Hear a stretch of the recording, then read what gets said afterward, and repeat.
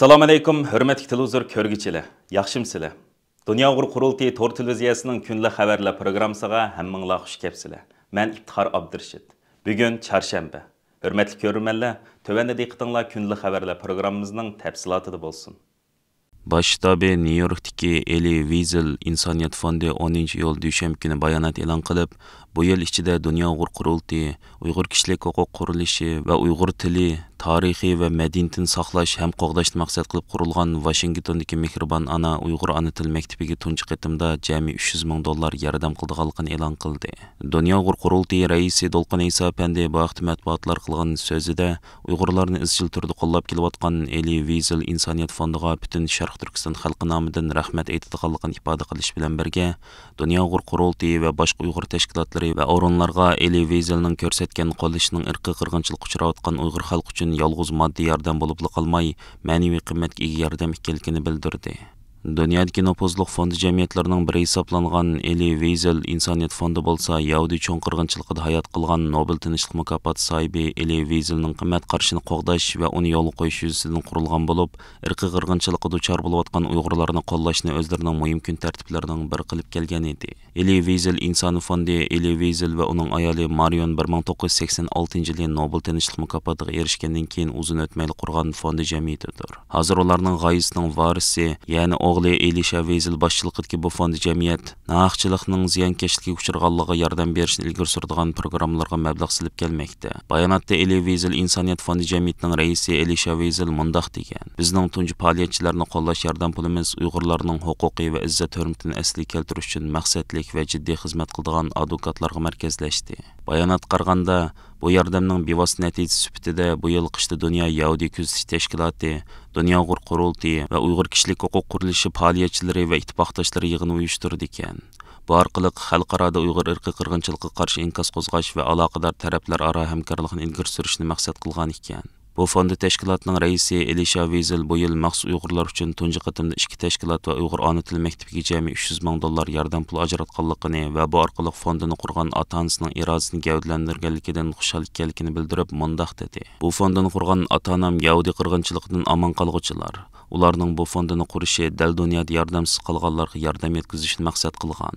Bugun bo'lsa, Xitoy hukumatı Uyg'urlarning diniy va milliy kimligini vayron qilib yo'qotish uchun ularning farzandlarini assimilyatsiya qilish, lagerlarga qamashga o'xshash nurg'un vahshiy siyosatlarni qo'llanmoqda. Uyg'urlar dunyoda eng og'ir ziyonkashlik uchirg'uvchilar. Bu $300,000 bizning Uyg'urlarga ajratgan tunji qitimliq yordam mablag'imiz hisoblanadi. Bu Elie Wiesel fondining xizmatlaridagi unumli saxovat ishlarining bir misoli. Bizning yordamimizning Uyg'urlarning masalasini yoritishga va boshqalarga ilhom bo'lishini umid qilamiz." Mazkur fondi jamiyatining to'g'ridagi uchurlarga qaraganda, Elie Wiesel fondi jamiyati qabul qilingan iltimoslardan eng loyiq ko'ringanlarni belgilashda maxsus komitet ta'sis qilib tanlash ilib borgan ekan. 7 ayning 11 kuni Amerika Davlat Majlisi Xitoy ishlar ijroiya komiteti Xitoyning kishilik huquq dafsanchiligiga sherik bo'layotgan shirkatlar haqida isbot anglash yig'ini o'tkazdi. Yig'inning ko'rsatmasida Xitoyning xalqaro savdodan erishgan g'oyat zo'r foydasi, ammo iqtisodiy kuchlangandan keyin elib berayotgan kishilik huquq dafsanchiligi, jumladan Uyg'urlarga yurgizib kelayotgan irqiy qirg'inchiligi, ularni majburiy emgakka selishi, ishki a'zolarini elib setishi, hamma joyda keng ko'lamli ta'qib nazorat sistemasi barpo qilishi, internet tori va fikr erkinligini cheklashi, mushunda qabih jinoyatlarni sodir qilayotgan Xitoy bilan hamkorlashgan xalqaro shirkatlarning bu jinoyatga davomli sherik bo'lishi va bu haqda nopozli shaxslarning fikr bayonlarini anglash muhim nuqta qilingan. Amerika Davlat Majlisi Kengash palata a'zosi, Amerika Davlat Majlisi Xitoy ishlar ijroiya komiteti raisi Chris Simmons yig'inning ochilishida qilgan so'zida 1990-yillardan boshlab kommunist Xitoyning o'z fuqarolariga zulm silishni kuchaytganligini, hukumat vositalarini ishga silib irqiy qirg'inchilik ilib borganligini, diniy va siyosiy mahbuslarni ashaddiy usulda qiynaganligi, xo'rlaganligi va ishki organlarini sug'urib olganligini, turma lagerlarga solganlarni qul amkiga solganligi va odam atkazchilarga sotganligini, fikr erkinligi va ixtiyor yig'ilishlarni cheklaganligini aytib o'tgandan keyin Shi Jinping hukmronligidagi Xitoyda bu xil zo'ravonlik va zulmning tig'im og'irlashayotganligini eskartdi.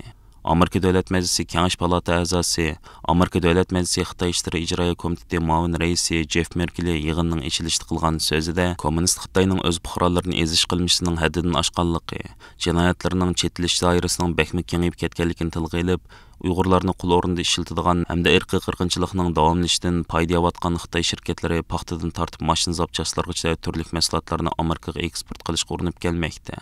Biz Amerikada yuqori inovatga ega Alma, Hilton, Amazon, Airbnb, NBA qatorliq dongli shirkatlarga xat yozib, Xitoyning kishilik huquqini dafsan qilish qilmishlariga sherik bo'lib qolmasligini eskartdik. Komitetimiz Amerikadagi korxonalarning Xitoyga sherik bo'lishining oldini olish uchun Uyg'ur majburiy emgakning oldini olish qonunini imzolagan edi. Amerika Avom palata a'zosi McGovern, senator Marco Rubio, Avom palata a'zosi Chris Sims qatorliqlar bosh bo'lib tuzgan bu qonun majburiy emgak chetishlik mahsulotlarining savdosini qilgan shirkatlarning javobgarligini surishtirib, Amerika iste'molchilarini qo'g'dab kelmoqda. Amerika Vatan bexatarligi ministerligining muavin ministri Robert Silverst Amerikaning kishilik huquq qimmat qarashini qo'g'dash uchun tuzib chiqilgan Uyg'ur majburiy emgakining oldini olish qonunini ijro qilish ahvolini tunishtirib mundaq dedi.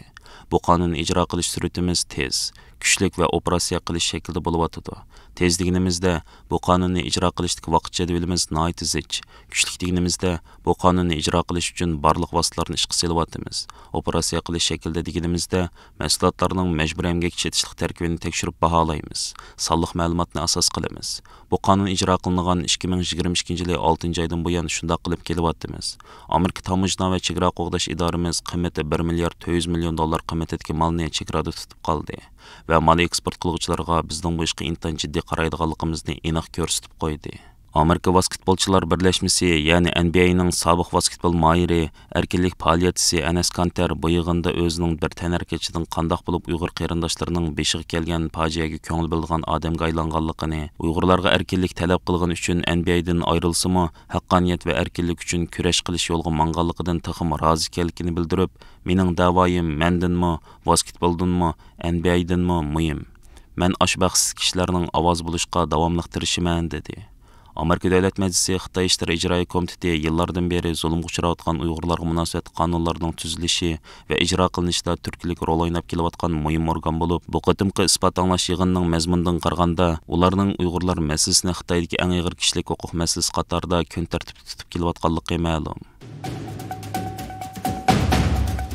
Uyg'ur Akademiyasining tashkillishi Amerika Tinchlik instituti yordami bilan 11 iyul kuni Anqarada boshlangan Uyg'ur yoshlarni Uyg'ur ona tili, Uyg'ur madaniyat san'ati va Uyg'ur tarixi bilimlari bo'yicha tarbiyalash kursi Anqara New Park mehmonxonasida davom qilmoqda. Mazkur kurs 26 iyulga qadar 2 hafta davom qiladi. Mazkur kurs boshlangandan buyon Amerika, Kanada, Yaponiya, Avstraliya, Qozog'iston, O'zbekiston, Qirg'iziston va Yevropa davlatlaridan bo'lib, jami 14 davlatdan kelgan 34 nafar kursantni eng qiziqtiradigan darslarning biri Uyg'ur naqsh usul san'ati bo'ldi. Kursning tunji kuni kurs qatnashgan yigitlarimizga peshqadam san'atkorlarimiz tarafidan Uyg'ur usul san'atining javhari hisoblangan sama usuli o'rgatildi. Buningdan cheksiz mamnun bo'lgan kursantlar sama usulini o'zlari turishliq davlatlardagi Uyg'ur yoshlar orasida umumlashtirishga g'ayrat qilganliklarini ifoda qilishdi.